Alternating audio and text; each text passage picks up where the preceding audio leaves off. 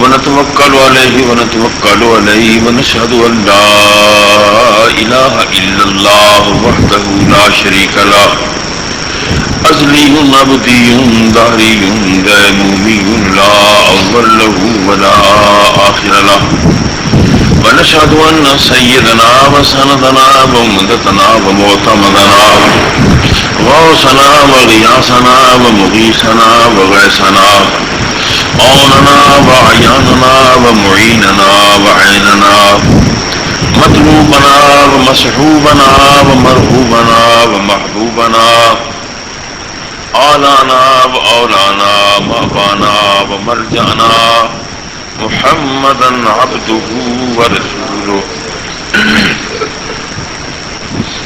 أما بعد فأعوذ بالله من الشيطان الرجيم بسم الله الرحمن الرحيم إنما مثل الحياة الدنيا كماء أنزلناه من السماء صدق الله مولانا العظيم وبلغنا رسوله النبي الرؤوف الرحيم الصديق الأمين ونحن على ذلك لمن الشاهدين والشاكرين والحمد لله رب العالمين الصلاة والسلام عليك يا رسول الله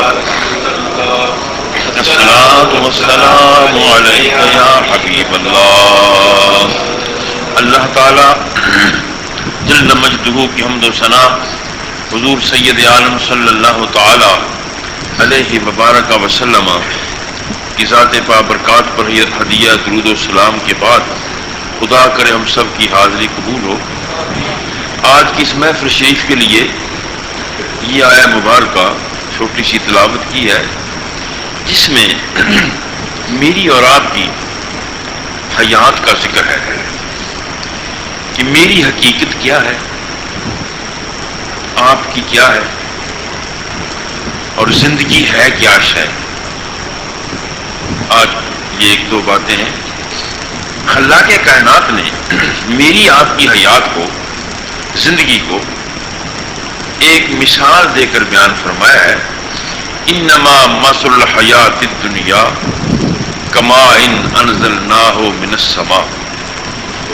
دنیا کی زندگی، حیات، اب یہ فرمانا آیا پاک کا کہ دنیا کی زندگی کی مثال، یا تو یہ ہوتا نا کہ زندگی کی مثال ایک ہے، دنیا کی زندگی کی مثال۔ اس کا معنی یہ بنتا ہے کہ دنیا کی زندگی بھی ہے اور کچھ اور بھی زندگیاں ہیں۔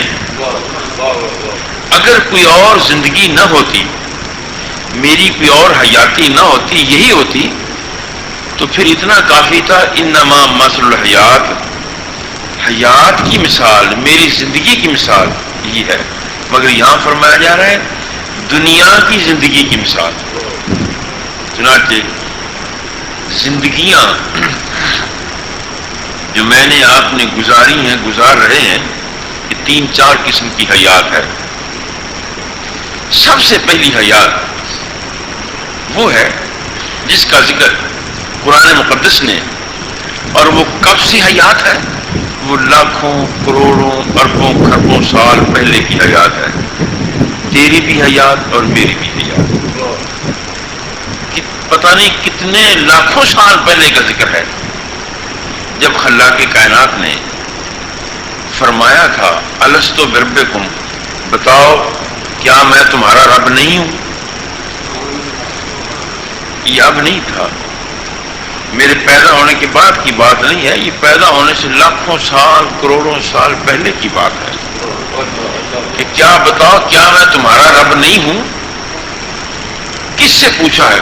مجھ سے پوچھا گیا ہے، آپ سے پوچھا گیا ہے۔ سوال کرنے والا خود خدا ہے اور جواب دینے والے میں ہوں اور آپ ہیں۔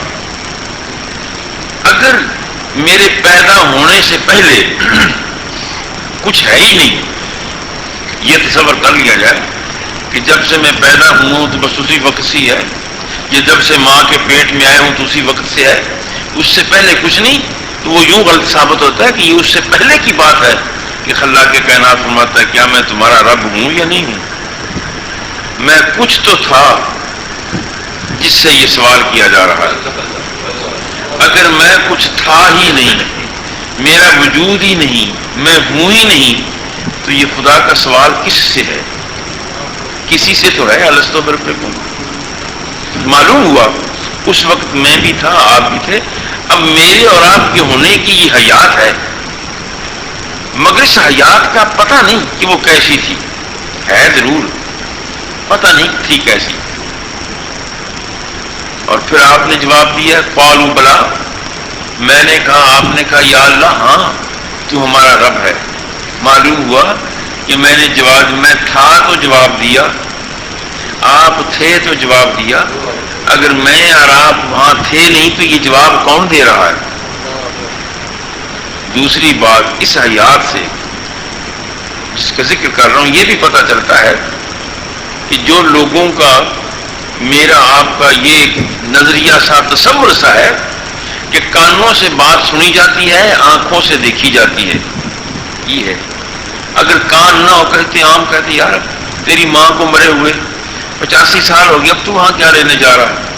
تیرے باپ کو مرے ہوئے 100 سال ہو گیا، 70 سال ہو گئے، 50 سال ہو گئے، وہاں کیا پڑا ہے؟ ان کے کان گئے، آنکھیں گئی، زبان گئی، قصہ ختم ہوا. یہ نظریہ غلط ہے. یہ نظریہ کہ آنکھوں سے دیکھا جاتا ہے، کانوں سے سنا جاتا ہے، زبان سے ہی بولا جاتا ہے، یہ نظریہ کمزور ہے. اس کے اندر کوئی وزن نہیں ہے. اگر اس کے اندر کوئی وزن ہوتا اور یہ نظریہ کوئی جاندار ہوتا تو آپ سوچیں یہ جو فرما گیا الستو بربکم، کیا میں تمہارا رب نہیں ہوں؟ یہ میں نے سنا ہے، یقیناً سنا ہے. اس وقت میرے کان تو تھے نہیں، سن کیسے لیا؟ کان تو میرے پیدا ہونے کے بعد مجھے پتا چلا کہ کان ہے. قالوا بلا کہا کہ یا اللہ ہاں تو ہمارا رب ہے. زبان تو تھی نہیں، ہاں کیسے کہہ دیا؟ معلوم ہوا بولا جا سکتا ہے زبان ہو یا نہ ہو. یہ کہہ رہا ہوں بولا جا سکتا ہے زبان ہو یا نہ ہو، سنا جا سکتا ہے کان ہوں یا نہ ہوں، دیکھا جا سکتا ہے آنکھیں ہوں یا نہ ہوں. البتہ یہ چیزیں میری آنکھیں، میرے کان، میری زبان ایک زمانے کے ساتھ تعلق ضرور رکھتے ہیں جس کا ذکر اس آیت پاک میں ہے. تو وہ ہے ایک حیات. دوسری حیات کا ذکر اس آیت پاک میں ہے انما مثل الحیات الدنیا. دنیا کی زندگی کی مثال وہ یہ دنیا، اس کی مثال.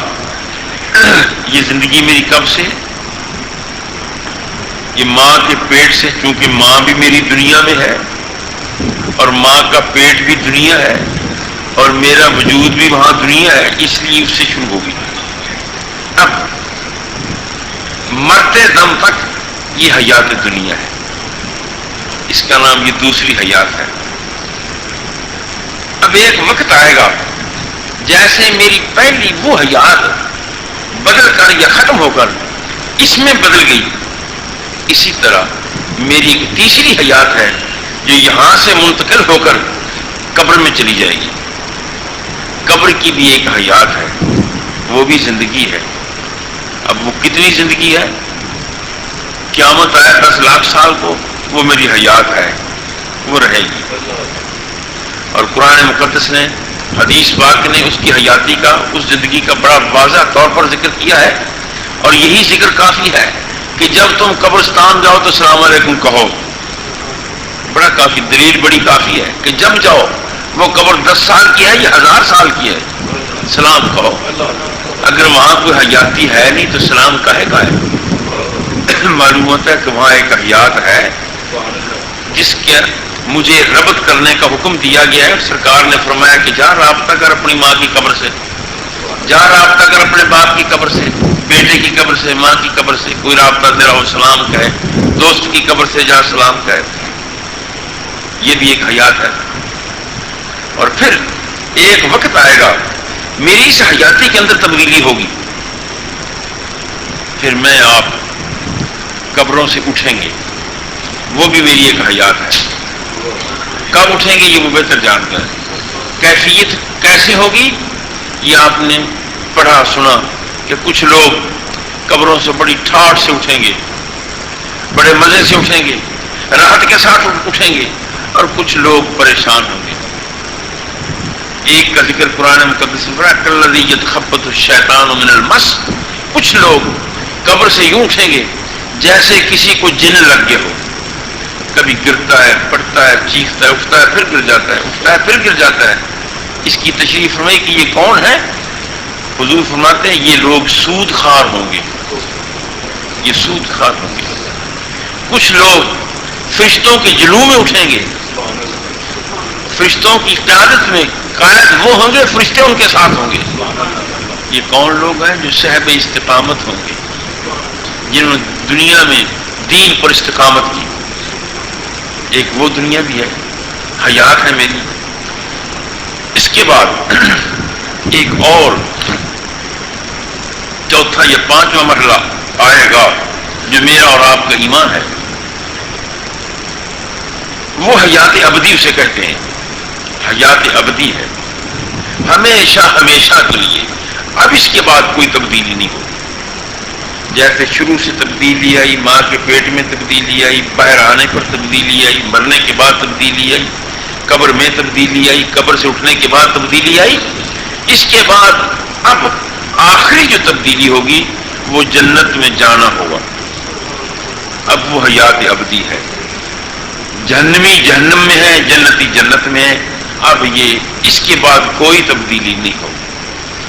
قرآن مقدس نے ان چاروں پانچوں کیفیتوں کو ذکر کرتے ہوئے صرف حیات دنیا کا ذکر کیا ہے۔ یہ کیوں ہے؟ اسی آیت پاک میں حیات برزخ کا ذکر نہیں، حالانکہ ہے، قبر کا ذکر نہیں ہے، حشر کا ذکر نہیں، حالانکہ ہے، قیامت کو ہے مگر ذکر نہیں ہے۔